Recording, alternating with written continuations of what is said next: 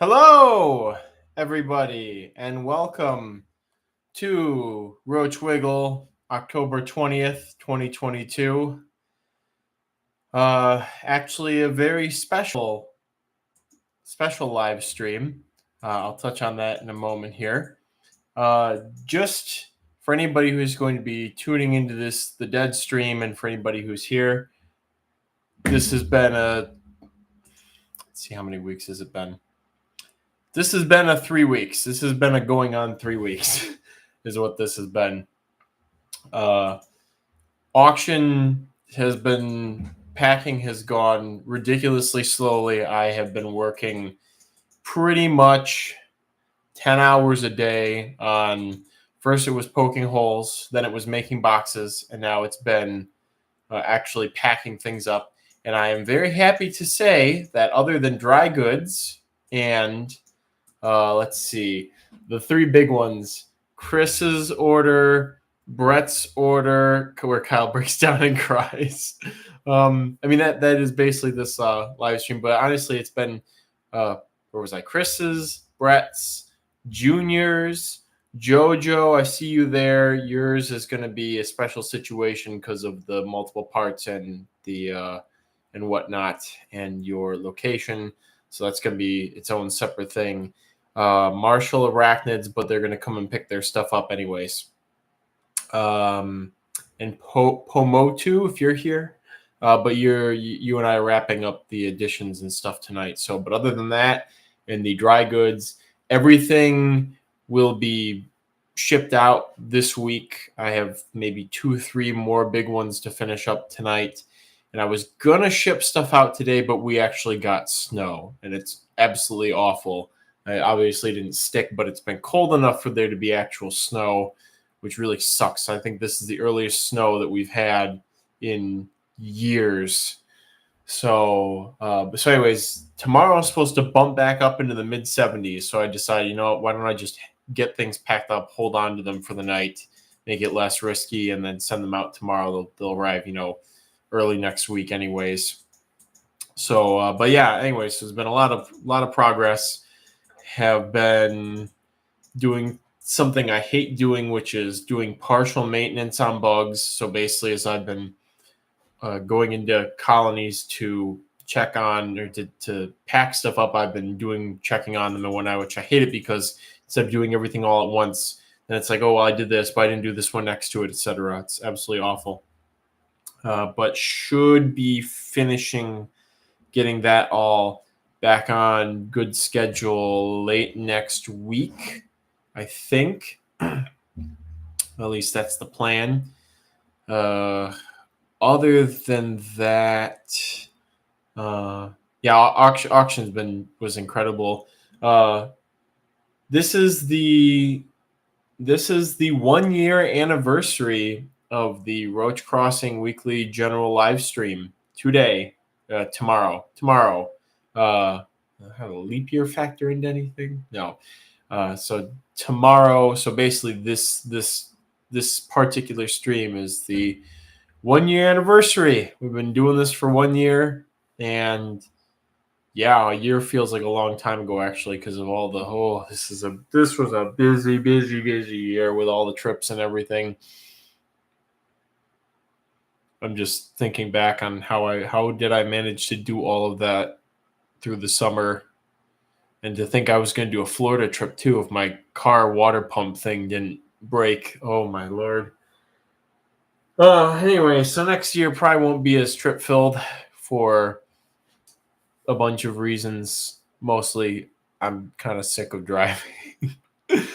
So other than that, but yet next year is supposed to be, we're just going to sell this fall, but next year should be the big move, the final move to the final place, the final buildings, all that fun stuff. So that's another reason why next year is not going to be a very travel-y year. I'm tempted. I think I'm going to do another Alabama trip this spring in March, like last year. I'm going to see if I can get Will into a trip to go down south and Maybe Florida over the winter too. Will's nice because he's a consistent bug. My eyebrows feel symmetrical or not? That's kind of interesting. I do sleep on this side. That might explain why this one seems smaller than this one. Anyways, weird things to notice. Good news, bad news. Bad news? Any bad news? Bad-ish news. This is irrelevant to the anniversary of the stream and whatnot. And I'm probably do a giveaway in a little bit. It's the anniversary. I kind of have to. I'm obligated. Cockroach Whisperer shirt on and stuff too. Good news. Bad news on anything. I'm gonna get bad news out of the way. Let's see. There's nothing that I'm like particularly heartbroken about that I can think of. The tub hole cave crickets from Tennessee all died. No sign of them having reproduced. So that's upsetting because I did put good effort into their setup and I felt like I was giving them what they needed, but I think they might actually want water, like standing or like, hello, Kai. Go ahead and show that. Might actually want standing water or maybe even moving water as part of their enclosure. So I gotta rethink that. I do want to give them a try again, or I might even try the no ventilation setup just for that species of cave cricket. Even though it was very humid all summer, or could have been temperature. I don't know. I have no idea what it could have been. And for all I know, the tank could be full of eggs and there'll be a gigantic hatch in the next couple of weeks. So I don't know, but right now it looks like all the adults died, so that's not good. Let's see. It did lose a couple of crickets that I had really wanted to get going from Arizona. The ones from Cave Creek Canyon seemed to have some sort of fungus that took them out, so that was upsetting. The most difficult to get ones are doing well. So that's good news. But the two I lost, I think, were from Cave Creek Canyon, which I can always go and get again and plan to at some point in my life. And Roll, Arizona, which I don't think I'm going back there anytime soon, but might be able to get somebody else to go and collect from there. So, but still, obviously don't like losing cultures of not popular or not mainstream things. Other bad news, and just getting this out of the way first while it's in my head. Other bad news.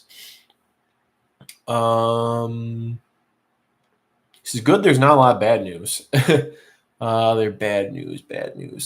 Euphoria inda, which is a species I was really excited to get going in captivity after finding hundreds in my compost heap.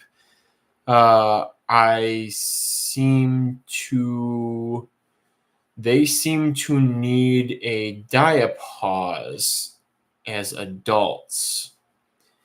And which is weird because I feel like I dug them up in June or July as larvae, and then they would have eclosed. And just for being a species that ranges from like Canada all the way down to Florida and being in a setup that I would have billions of Euphoria sepulchralis or a lot of other small cetanines in, they're not reproducing. Also, I did just basically grab this material from the compost and throw it into the tank. So there were centipedes and isopods and all kinds of other stuff in with it that could have played a role. So hello, Alex. Also, I should go through and say hi to everybody. Of course, how rude of me. Good to see you, Tennyson, Jojo Macro, Alan's here too. Martin has hopped in for a bit. Michael Hare. Altered Pants. It's also interesting because I've had to cross-reference all these names. Brett, Kai, of course, Marshall Arachnids. I've had to cross-reference all of these names for the last 2.5, 3 weeks, and I've had the system where I had to transcribe things I separate all the wins into lists by names, then I transcribed all of those. I printed all of those and I transcribed everybody's information, cross-referencing your usernames with the emails and information that you sent me. And then so I have all these papers everywhere that I have to double check everything and make sure everything matches and stuff like that. A little Hylas and Satchel as well. Yes, and let's see what else. And I currently have not even. I tried to sit down and do emails the other night. I think I put a post up on the website about that. And oh geez, I haven't even updated since like the 9th because I've just been this weekend. I went up. We've had a Will, Brandon, and Kai and I have had this visiting Will's uncle's cabin up north planned for like months now, and so that was this weekend. We wanted to get up there in the fall before it got uninhabitable, and so I was pried away from my work for the weekend, which I did have a very pleasant weekend, and I needed it because I've been going crazy doing nothing but poking holes and packing stuff. But anyways, where's I going with this? Yeah, I haven't been able to do emails. I still have the note up, and probably next week get to clearing out emails because oh Lord, there's a lot of them. But that's okay because once that's done, hit the ground running again, and we're all good on all fronts. Find anything. How dare you take a vacation? Oh, I was like, I had to drink to sort of get away from the anxiety of all the packing I had to do. But it was fun. We had a great time. It was amazing. We did find some Parkablatta Pennsylvanica, like a single subadult pair, which I was really excited about because I didn't anticipate to find them. A bunch of cool plants, moss and lichen everywhere. They've never been that far north. Maybe when I was like a little tiny kid and can't really remember or didn't really form a memory of the location per se. Well, I think that was the furthest north I've ever been, probably.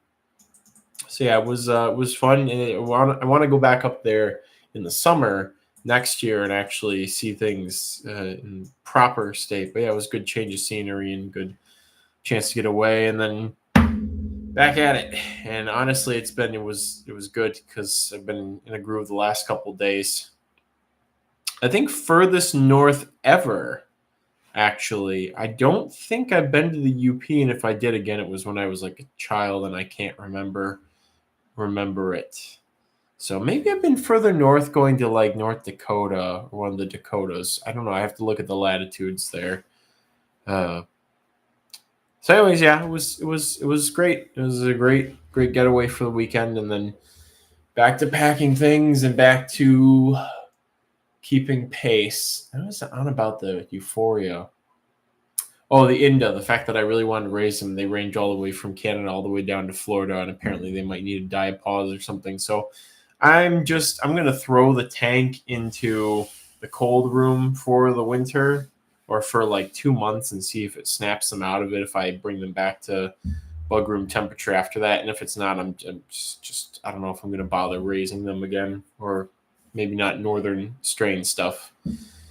But anyways, bad news. Any other bad news? Other than the snow today, I did not want snow. Really did not want snow. But at least it's going to warm up again. It's funny because it was snowing, and from 2 weeks ago when I did that, the pollinator garden, etc. live stream, I haven't died from exhaustion. All the stuff you keep. Well, it's the ventilation and it's the schedule I keep and all that stuff. But anyways, it was weird snowing and looking outside, and there's stuff blooming. So there's asters that are still in like full bloom right now, which is to be expected. But that Maximilian sunflower that I was talking about and showed off at the last the actual last live stream 2 weeks ago, not the follow-up auction, but the last live stream, that's in full bloom now. So it's just kind of weird to see. It was just very strange to see like snow and then like a plant in full bloom as if it were like the middle of summer. Is very, very strange to see. So yeah, that's bad news. Good news. Lots of good news. TJ sent me some fun things. I got a massive pop and play colony of Eucharidia linglong. I'm not going to be able to get over that name. Eucharidia linglong, which I set up. I think it's either a 50 or 60 count, and they look almost identical to nymphs of the Eutherhappa, so I feel like the husbandry is going to be similar, which it probably is. But I just wanted to, I'm tired of getting groups of them and having the males mature like months before the females, and then the females mature, and then you can't, nobody's got males available of them. So I just wanted to get a bunch of them and just slap them in the container and let them rip. So that came in. Some other Roaches, Polyphaga Plancii, probably Plancii. A pair of those came in too. Isn't that the name of a character from Drawn Together? No, that would be Ling Ling. But close enough. It's Ling Long. But let's see. We're at 20 people today. Too awesome. If this happens for the rest of forever, this was my goal. 20 people at once in the live stream was my goal, and we're consistently, and we're at it right now. So that's great. I appreciate all the views as always, and I'm going to keep listing off and feeling happy about the things that I list off. I had some fish outside over the summer, brought them in, tried to acclimate them in buckets. Did lose one of the adults, to jumping out of the bucket, but I don't think it really matters, or at least I hope it doesn't matter. And the other ones are all the ones that reproduced, seem like a good number of offspring survives. Xenotoca jamaicensis.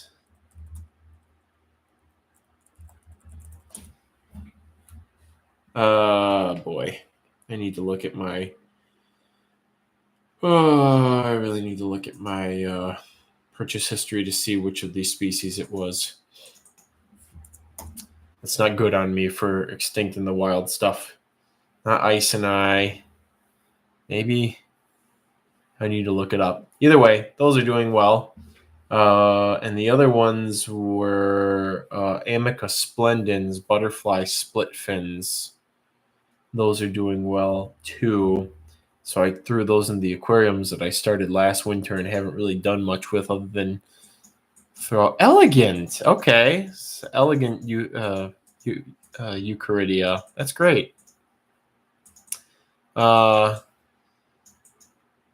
I don't know, compared to, was it Westwood Eye, the ones that you got, Alan? Those honestly seemed a bit more aesthetic to me, but I don't really care. As long as I get a Eucharidia going, it's going to be a success in my book.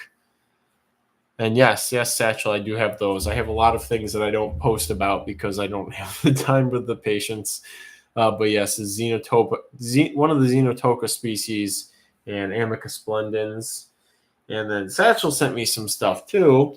So I have Heterandria formosana from Louisiana, that are hopefully going to get established in one of my seed shrimp and midge infested fish tanks.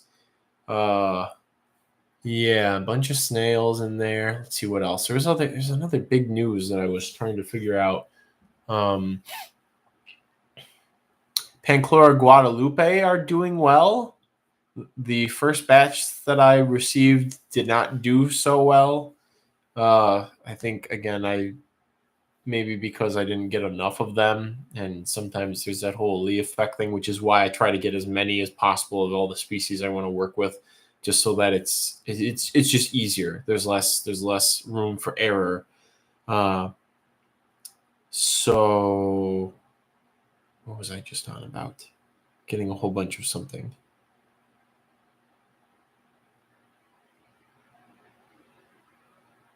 Can you tell that I've been drinking a lot of coffee?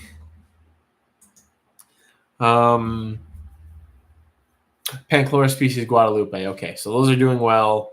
Most of my roach cultures are doing well to phenomenal, and this is something that has not occurred for quite a while. The only ones, there's a couple that I'm kind of like with. I'm trying to think what they are. Periplaneta brunea has been a problem for me the last couple of years, so that's one of them. Who else is kind of questionable? Polyphagus sinensis have kind of been puttering along. I used to keep them with Periplaneta brunea, and they exploded, and then I separated them and tried to do the same setup on a smaller scale, and they just haven't really been having back to breeding betas. So Polyphagus sinensis. Most of the stuff in here is doing fine.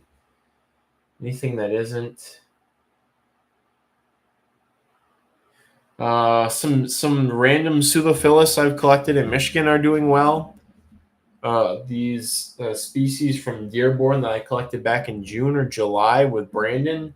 I got like one sickly wild male and 3 females, and the male has since passed. So I have these lovely adult females that have probably run out of sperm, but they're babies in there. So hopefully there will be some pairing up eventually. But they're really cool. They're very, very small. I think the smallest Pseudophilus I've ever seen. So I want to say it was Borealis that I thought they might be.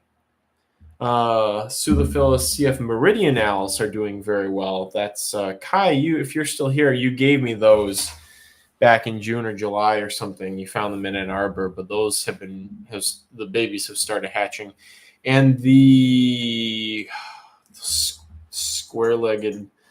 What was I calling them with Samson? Lot lizard cave crickets. The ones that there's like there's like different people are saying there's different species of them in the United States. Tachycines cinnamoris, the greenhouse cave cricket, but then they split it into 2 different species or something like that based on some grounds. I don't know, I was just reading the bug guide notes. But so those are doing very well. I think those will be very popular if I get them going. They're just so cool. Duchess, okay, I'm glad. If anybody here, send me an email about DOAs if you have any of them.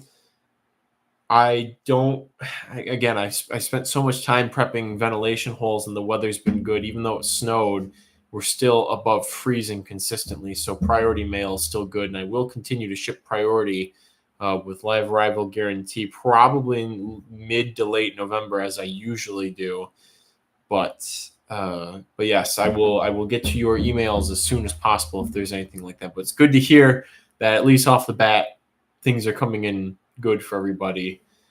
That's like when I was packing this and I saw the snow outside, I was like, oh no, what if I'm doing all this and I send like a huge box of something and then everything shows up dead, and then it's like, what am I going to do?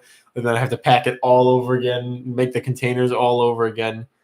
So, yeah. So good. There's some good news. Bugs coming in alive. That's good. Other good news.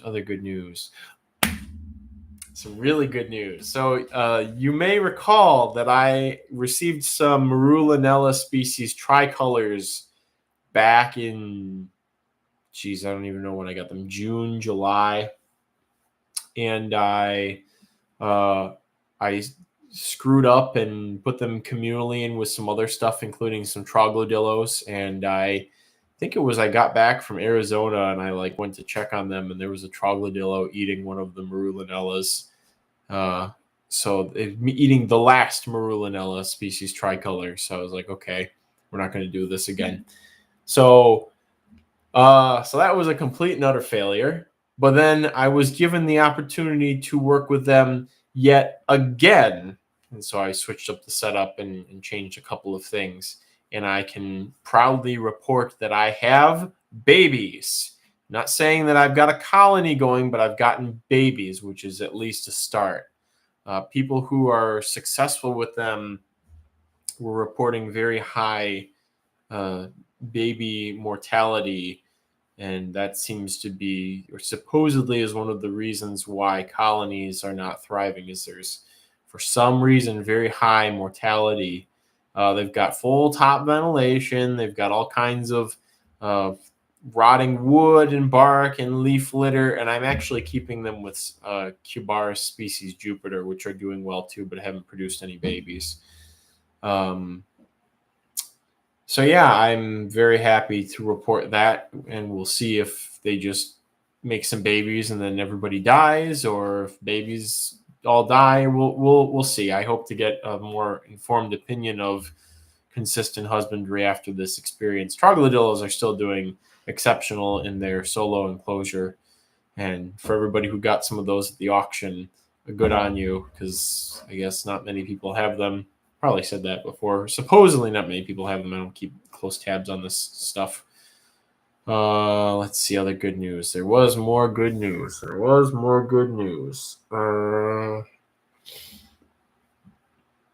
Pseudopolydesmus millipedes.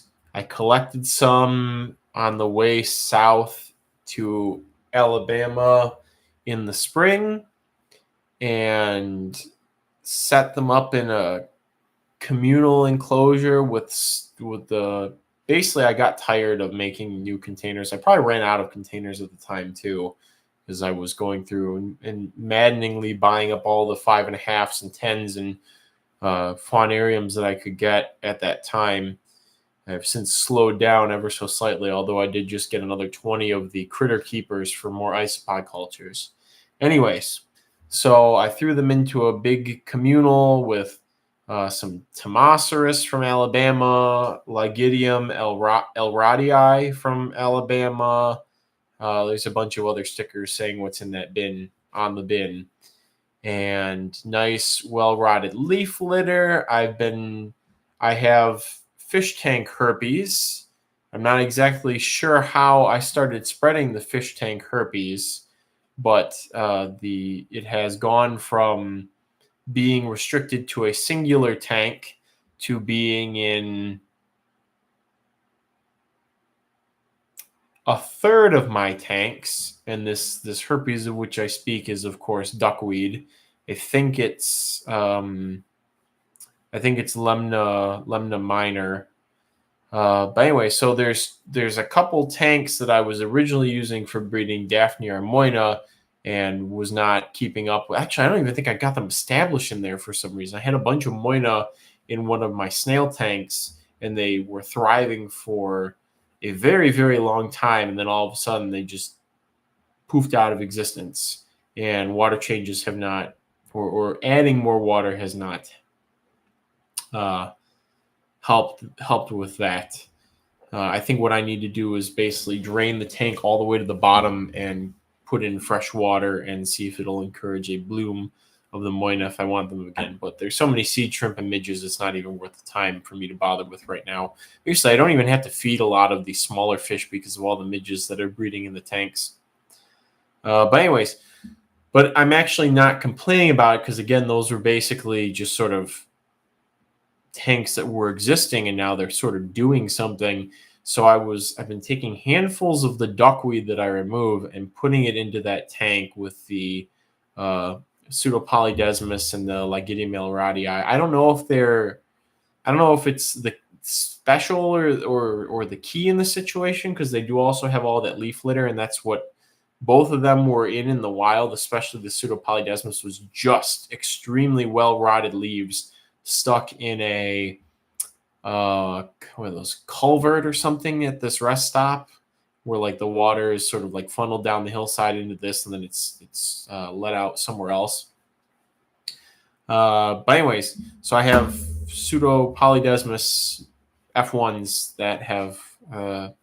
First I thought nothing was happening in there, and then they gain some size and become more surface active, I guess, and so now they're very abundant.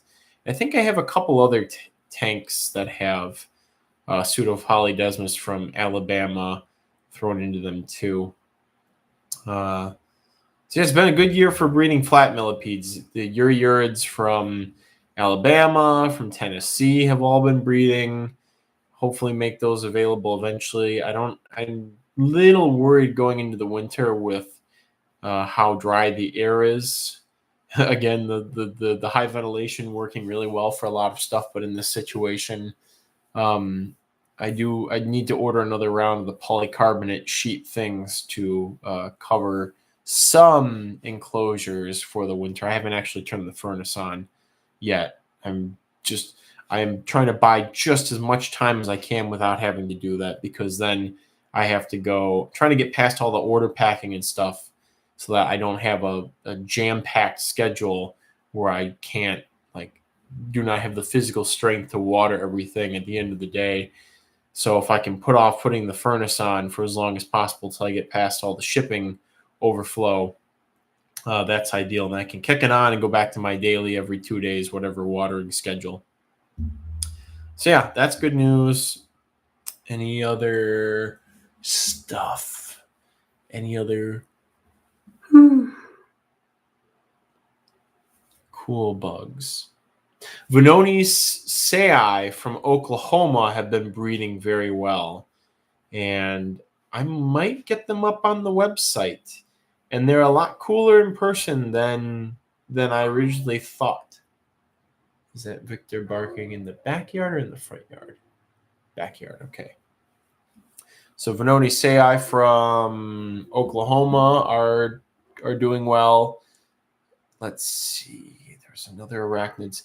The communal cellar spiders. Communal cellar spiders. Finally, I put them into a 5.5 gallon. I put like a ceramic bowl thing, thinking they would do like the wild ones did, where they all made this big communal web on the underside of like the rock, and that I'd be like, okay, this is easy. I'll just lift the top open and I can throw stuff in, and they'll just have their nice little colony underneath the ceramic pot, and I won't have to worry about them getting out or messing up the webs, etc. Nope, they all found a way to web all the way up to the top of the enclosure. I have a underlayment so they can't actually get out, but it's a pain to get in there and work with them. But they reproduced, so it only took a year. Only took a year for a cellar spider to reproduce, and I'm gonna have to figure something else out if I want to make this viable, to split it up and sell colonies to people. Maybe I'll just sell, like, when I have this baby boom, I'll just sell them in groups of like 4 or 5 or something like that. And then another communal spider that I found this year in Arizona, up in the mountains, I thought they were full size. They actually weren't, and they've done a lot of growing, and they're like, they almost look like a bolus spider almost.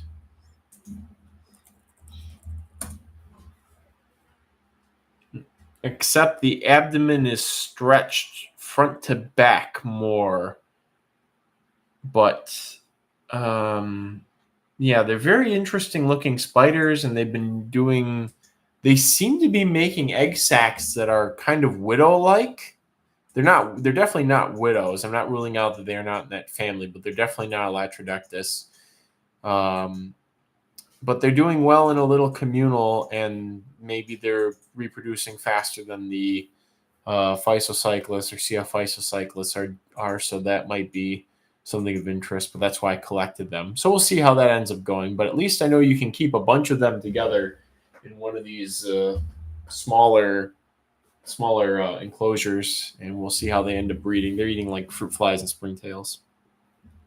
Pichicana vulgare, yes. I think I'd have to check my enclosures for them and see where that ended up going. I did lose a couple of projects over the summer last year, and there's a couple of things that just kind of went into a death spiral this year that I couldn't really pull out, like my Porcellio or whiteouts, which I'm still looking for pure stock of. I'm losing hope. I feel like there's a higher chance that the mutation is going to pop up in one of my bins for me to separately isolate again than for somebody else to have them available. 002, hello to you. Says, I recently picked up a group of Nocticola species in Malaysia from Invert Dude. I was pretty interested that Nocticola is the only genus we know of without the endophagous cockroach fungus, Bladobacterium kunoi. the only bladderid. Yeah, Nocticola are pretty weird. Speaking of which, people have really been wanting those lately, and I've had to turn away a lot of people because I oversold them last year, and now I'm sort of paying for that while I wait for the colonies to rebound. But I might have species Florida available sooner than later. Might. It's a big might. I have to. I gotta really rethink what I'm going to use to try and mass produce more Nocticola because it seems like their popularity is increasing. One more thing of good news. Gotta be one more thing of good news somewhere, somehow. This is good news. Sidoniscima speciosa Jocelynii, the rainbow fruit beetles. Somehow, and I don't even know if that's I think that's what a professional entomologist was calling the genus. There's another name for the genus that I don't know is valid. It is a lame name. Those I found eggs. Finally, they started maturing while I was in Arizona, and it's taken up until now, I think, for them to become sexually active.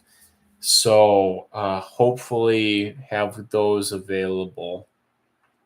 They are feeding on goat manure and leaf compost, and also my white rotwood stuff. But I guess we're just gonna have to wait and see what they ended up actually eating. And go back up here and see what Tennyson said. What has been your favorite Vulgari morph locale you have worked with? I know you have worked with a lot, so interested to hear which you like most. Magic potions. It's kind of it's classical for me. There's all the lore behind them. There's all the shenanigans going on with them, which really shouldn't be going on because it's like this is not like trying to figure out what some word means in Babylonian 500 years ago or 5,000 years ago or something like that. This is like, here's what these are. Here's what I call them. Here's what makes them what they are from the person who made them. Why does nobody listen to me? So yeah, it's those. And I really wish I still had. Jay had sent me some from that colony that were not magic potions. He sent me the wild types that he originally started that colony with, and I lost those at some point in 2016 during the one of the moves, and I kind of regret that because that was he can't actually go back to get more. He's since moved from that place and cannot actually go and get more. So that's unfortunate, but at least we still have actual magic potions. Are most Nocticola species cave dwellers? Species Malaysia was found in a tree hollow, and species Florida was found under rocks with ants. So it seems like they just like moist, dark habitats. There's probably some there are cavernoculus endemic species, but it seems they just like sort of cool, moist places. Hello, Chain. Good to see you. Lore for the magic potions. It's on my website, but there's basically when isopods all exploded, people got this in their head that magic potion referred to like Dalmatians, which predate magic potions by quite a while, like the mutation that causes those Dalmatian spotting. And there were people selling all kinds of stock as magic potions, like orange Dalmatians, and like clearly things had been mixed at some point and flipped around, all this stuff. So basically, you gotta really have good. Nose so itchy. Good line tracked traced stock to know that you're getting the real deal, being the big annoying, slow-growing actual magic potions, and not the Japanese Dalmatians, which were somebody was labeling Japanese magic potion, but it's like it's not. There's a whole slew of, you can read about it on the Roach Crossing site. There's a whole slew of things that I picked the original magic potions for. Karst limestone isopod species required in their diet or have higher calcium requirements than species that don't live on limestone. I do not give any of my isopods any supplemental calcium. If you are providing proper rotting organic material and supplemental foods like fish flakes or dog food or roach poop or whatever you're going to end up using, I have never found a need for it. Could there be species that need it? Probably. There's a picture of, and I don't think it's going to be like the cave dwelling ones. It's going to be this would be off the wall, kind of weird, specialized species that might need it or want it. There was a picture that Derek Niehaus showed me maybe like a week ago of some desert dwelling African or Middle Eastern isopod that lived in like little round burrows that seemed to go down into like a hardened clay or sandy clay substrate. And they seemed to come up and like graze and hang out like in the area around the top of the burrows. And there were clearly frass pellets of the material from around them. But also, something like that might be, if they're specially adapted to this sort of habitat and situation, and to get their daily or their whatever nutritional requirements, they need to eat the substratum around them in the hopes that there is any sort of organic material that they can digest. And they just have to take in as much stuff as possible and hope that there's something nutritious in there. If you were to bring them into captivity, they may not need that at all. Like that might just be how they survive. Like I brought this up before with Tafiliska, is, in the wild, they seem to eat exclusively red and white mangroves, and of course they take like poop and prey if they can find it, but they seem to feed specifically on red and white mangroves to get the bulk of their food intake. You bring them into captivity and you might think, oh, well, they need this to survive. They can't. That's all they eat in the wild. That's primarily what they eat. But then you feed them fish flakes, and suddenly their generalized parts of their physiology are fine with eating fish flakes or getting all the nutrients they can because it's such a rich food source, or they're pre-adapted to being able to digest pretty much anything. And then they don't need it. They don't need the special thing that they seem to be so reliant on in the wild.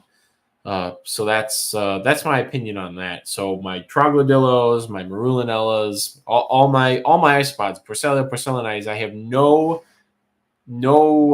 cuttle bones or supplemental calcium with anything. It's all leaf litter, white rotwood, fish flakes, etc. Has the original line of whiteout been lost then? It would seem. I put TJ on getting the word out that I was willing to trade some very expensive isopods or pay some pretty big money to get whiteout stock that can be traced back to me without any contamination, and nobody has stepped up. Although there could be somebody in the 218 emails that I have to go through, but I find it unlikely. Let me do a quick search for right now.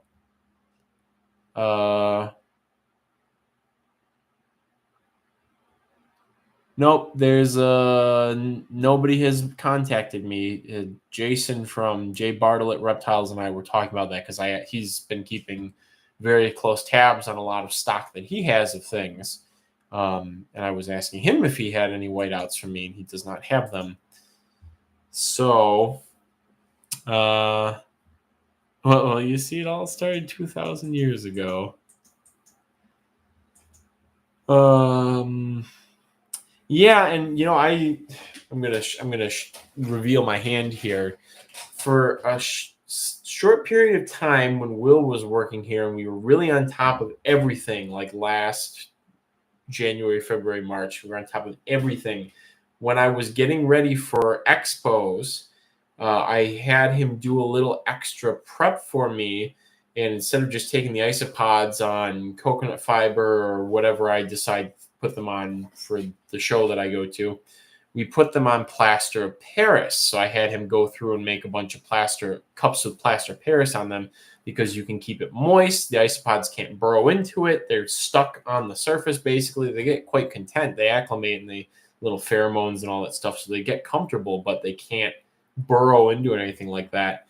And so I did see they were eating the plaster of Paris. Like they were eating it and pooping it out, but they're not getting anything from that. They can't digest it. They were clearly hungry, and they just decided to start munching on it. It's very soft. You can scratch it with your finger very easily. So they will eat all kinds of weird stuff. I mean, who knows exactly how much nutrition they're getting out of like bark or cork bark when they're chewing on it. They may get very little out of that or just enough to keep going. And then they exhaust it. Then they crash because their gut flora has adjusted to eating wood. And then you shock them by feeding them something else. I don't know. That's kind of speculation. Something I feel like I may have seen at some point. Other good news.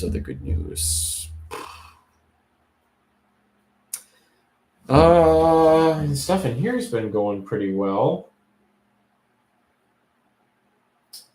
No leucolopisma babies yet. I am a little upset about that. I think I might have 3 males. It might be like YMCA in there, unfortunately. However, I have been put in contact with a lovely gentleman who lives out in the Yuma area on the California side of things, and he has sent me a booster count of leucolopisma, and so I'll be setting them up separately and hopefully getting them established. Period, because I really like them. We're on the verge of having some silverfish going, a diversity of silverfish, not just fire brats for once. I did also receive some locality fire brats. My current ones, the colony I sell out of right now is a mixture of stock that originally came from Dexter Davison and a couple that I found in Arizona on the first or second trip before I even knew that leucolopisma was a thing, but we didn't go anywhere near. We weren't out in that area at that time, so they would just be Thermobia. What is the easiest cetonine beetle? It's gotta be a Pachnota or Gymnetus. Even Euphoria sepulchralis is very easy and probably takes the widest diversity of temperatures, but you gotta, from what I've seen, you can't just throw them into a huge enclosure and expect them to colonize it. You gotta kind of gradually bump the size up because they are so small. But yeah, Pachnota, especially sinuata, has been very easy. Dichronorhina has been very easy too. The only thing there is that they're huge compared to Pachnota. So, yeah, guys, I'm waiting on those Macinerina. Waiting on some Torquata babies to pop up. I don't want to go in there because honestly, I hate lifting that tank. It's so heavy. You can see it's just filled up with mycelium. I don't want to have to lift it. But I'm going to have to because I really want to check for babies. The females have been alive one of them's been an adult for about 4 months now, not showing any signs of slowing down. So I'm feeling like there's got to be some larvae in there, but I'm also kind of hoping for a Christmas morning scenario where I go and look at the tank one day and the mycelium blob in the front has been busted up in sections where it hasn't been before. You can see there's a dark right where I'm pointing. This is difficult because I'm looking at it mirrored. Right there, you can see how there's all this white from the fungus trying to fruit, and then above it, you can see where one of the Macinerina dug in and churned everything up. So I'm hoping that one day I'll come in here and there'll be a bunch of this other stuff all disturbed, and I'll be like, babies, yay! And I won't have to actually go in and dig around or anything like that. So that's hopeful there. Hopefully get my first dynasties, Tidius and Grantii pupating. The Grantii would be the first dynastine beetle that I've raised from egg to adult. So I'm really, really invested in those ones from Cave Creek Canyon. And really curious to see, first of all, if they actually do pupate, and second of all, if they get huge. Because there were a couple of larvae in there that was like, I had no idea Grantii could get this large. So we'll see. And then Kai can mock me or not mock me after I get them to adulthood once we see how big they are. A bunch of Eleotes and Baphion, etc., have been breeding from the trip.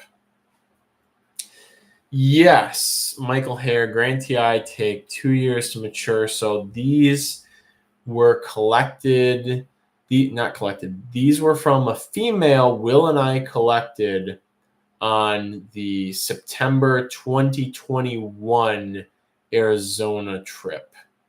And so I set her up, I got eggs, raised the larvae up to third instar.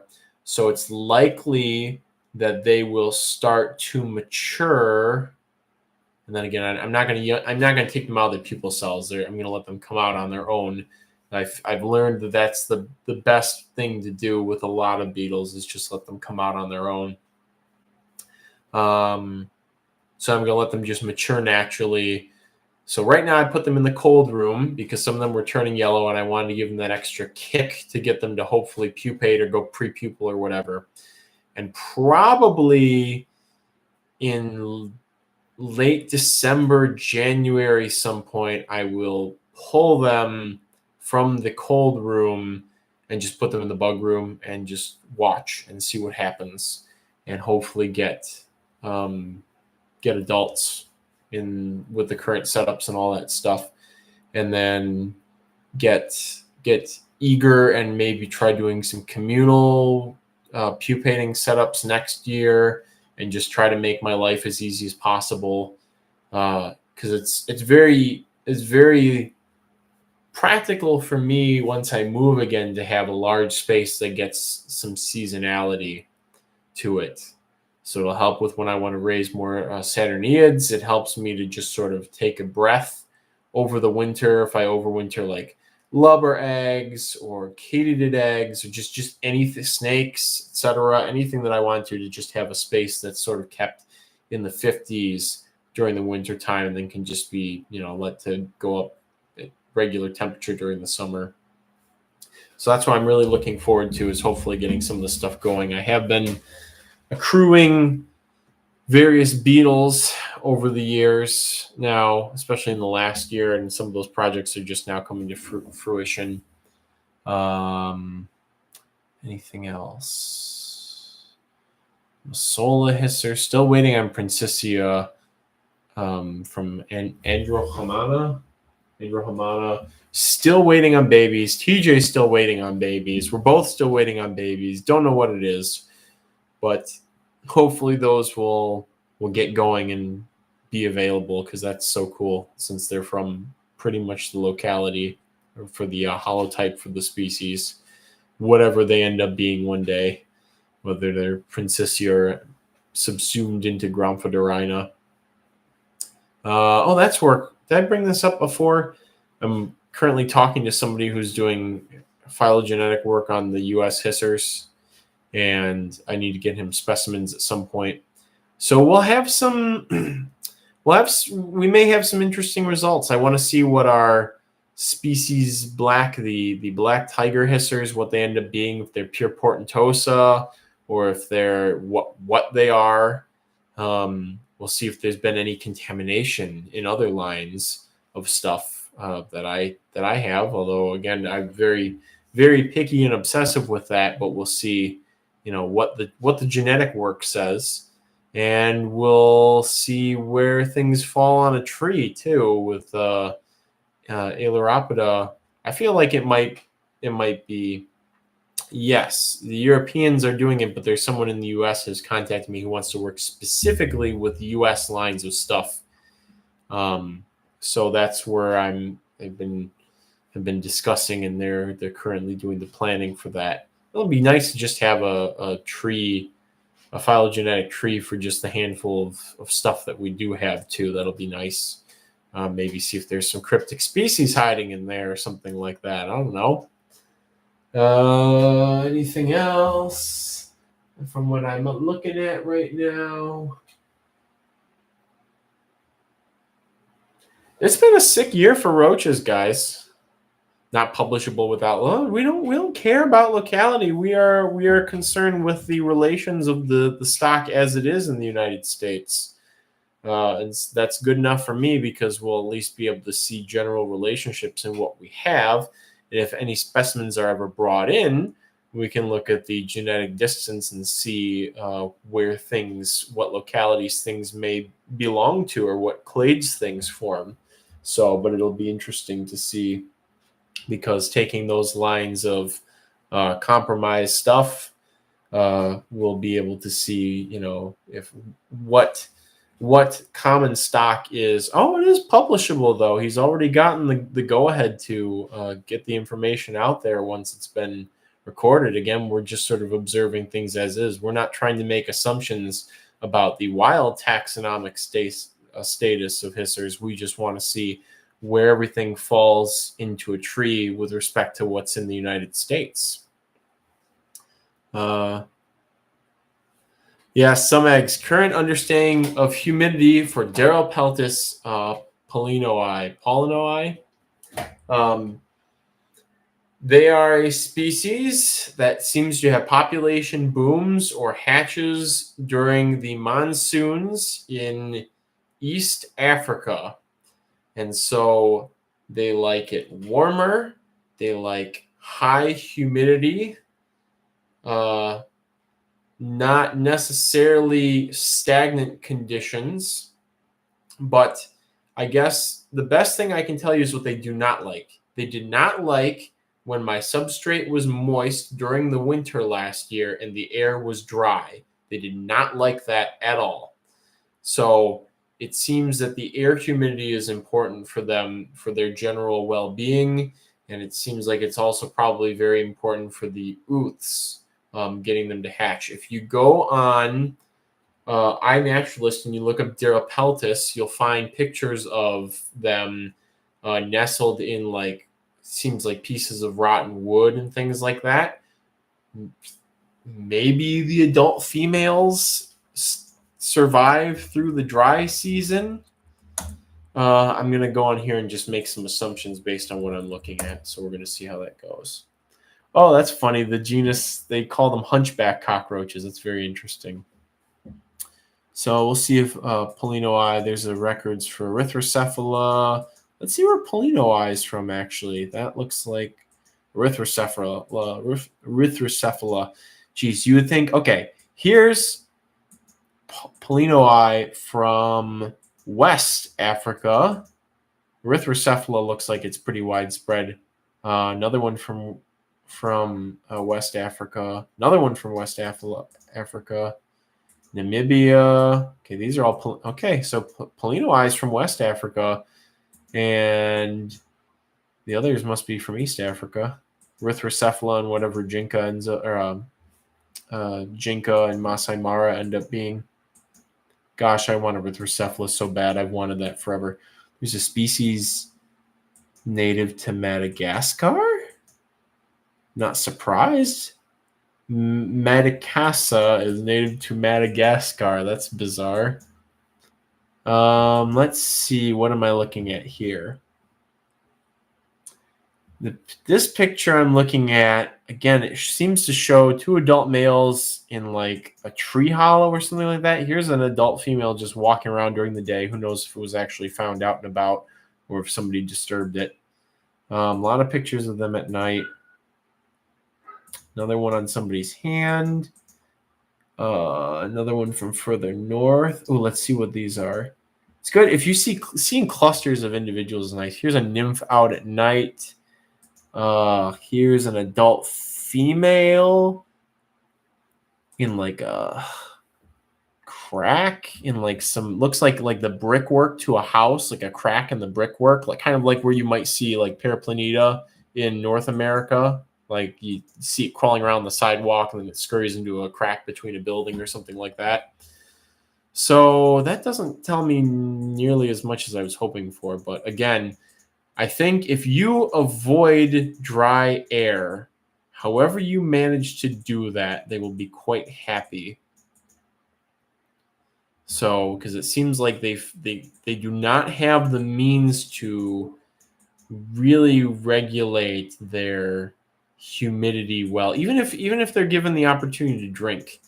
Now at Auburn, Alan's fellow grad student had them in. I think I talked about this before. It was like a very small Tupperware container with a wick waterer and a bunch of egg cartons or something like that piled on top of each other. There was a bunch of them in there, but it was all mostly like medium to large nymphs and adults. So it seemed like just a couple of ooths may have been able to hatch, and then there was high survivability in those conditions. Cardboard, thank you, Alan.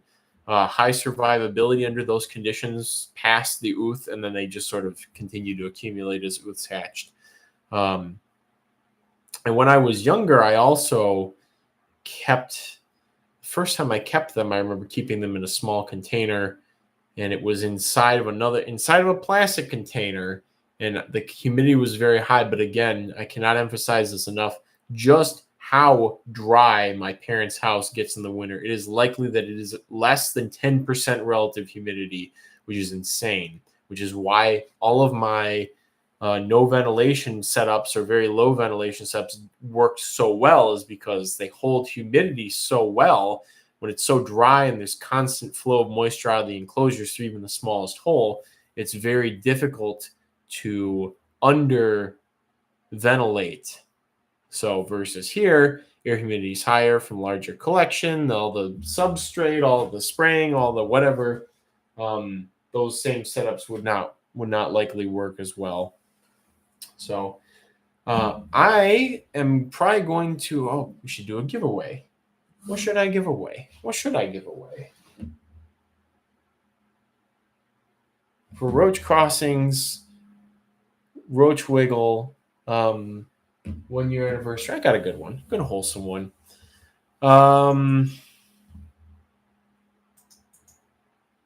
Let's see. I got to figure out what we're gonna do here. We're gonna do a giveaway of something for something. Y'all gonna have to excuse me for a moment here. I'm gonna go prowling.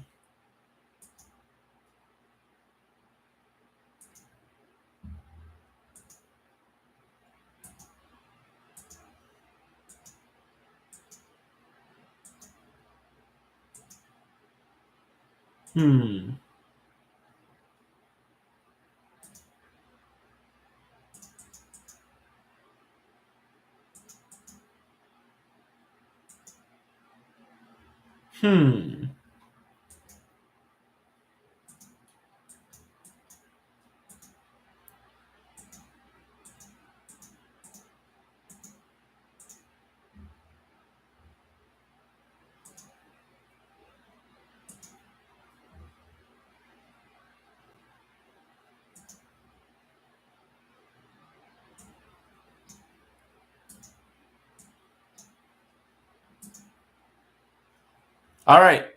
I got a good one. Here. All right. So here's what you get for the Roach Crossing, the Roach Wiggle year anniversary. A colony of 12 Blabrus giganteus. I can't think of anything more classic, more roachy than a colony of Blabrus giganteus. Straight from my blah, blah, blah, the old university colony, blah, blah, blah. Completely free shipping, completely everything. In fact, I'll even send it out tomorrow. But here's the question.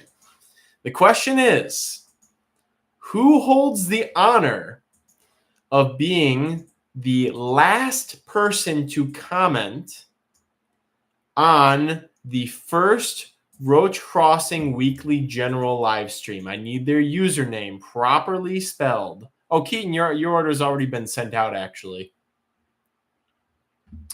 Who holds the honor of having the last comment on the first ever Roach Crossing Weekly General live stream?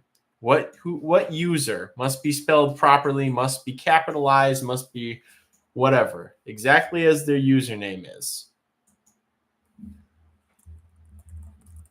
Jane, you are the winner. The honor of the last comment goes to Some Eggs, who has been here for a whole year.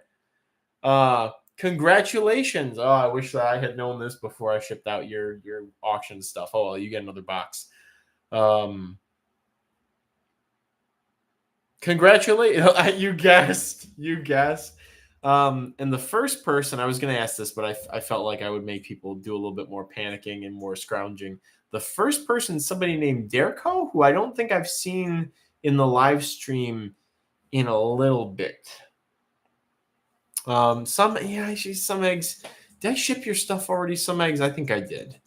If you get more stuff from me, Some Eggs, I'm gonna have to give you something because you were the name that I associate with the first couple of like weeks of the live stream with Some Eggs. You're always there with the picture of literally some eggs. So yeah, there you have it.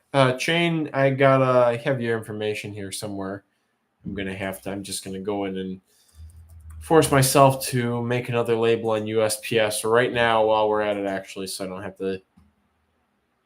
I don't accidentally forget. Let's see. Oh, there's so many labels. I've used so much paper. So much paper. What else have I used a lot of? Come on, let me ship this again. Ship again. Why is it not letting me do this? Oh, well, I haven't just copy and paste it and make a whole other one from scratch. So much paper. Everybody here who's received orders from me in the last couple of months, I've really liked using the painting paper. I think that's what it is. I get it in the painting section at Menards. It's very inexpensive. It's very crap. I accidentally just gotta go look through the shipping history again. Very inexpensive. It insulates well. It sort of cushions things well. So that's been my go-to. It's cheaper than the there's moving paper, and I have used that too. It's the same as I'm pretty sure it's the same material as actual newspaper, which I used for many years. And then when I was getting newspapers for free, and now nobody really seems to read the news. And the mysterious newspaper that I was getting every week at the end of my driveway that I don't pay for, and that other people on my block kind of still get, and some of them don't, has stopped showing up, so I don't have that.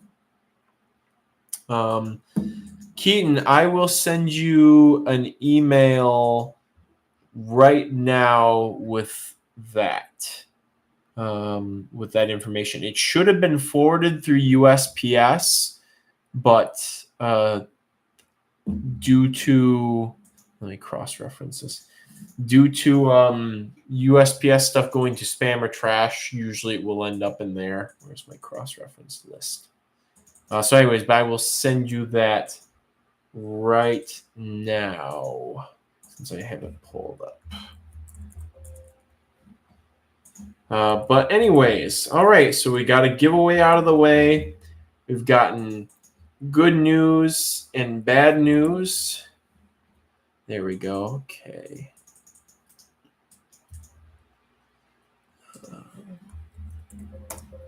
Second page. Gotten good news and bad news out of the way.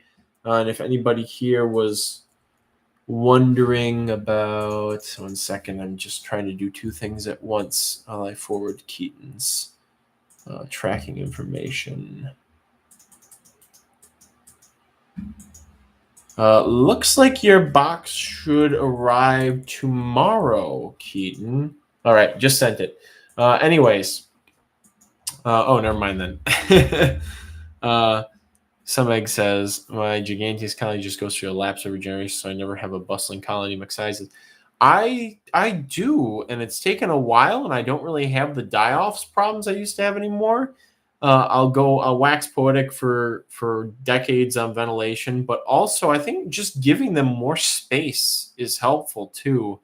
Like they're a large cockroach, and a lot of blabbers don't really like to be piled on top of each other. At least as adults. The nymphs, yeah. Adults, not necessarily. So, and somebody I've been talking to at the local reptile show, he's been coming by every month and telling me about updates on his giganteus. And this is something that I know was a thing people had talked about before, but the males antagonizing, chasing, and biting each other, possibly doing that to freshly molted females, whether it's them trying to eat them or mate with them or an aggression thing or something like that. But what I told him is I don't really care if that happens as long as I have a healthy colony. And so I don't really see that, even though I'm not watching the colony 24/7. Everybody seems to play quite nice. There's also a huge colony of Porcellio scabra in there. There's a project that I was working on, and I have to go through and pull the best ones.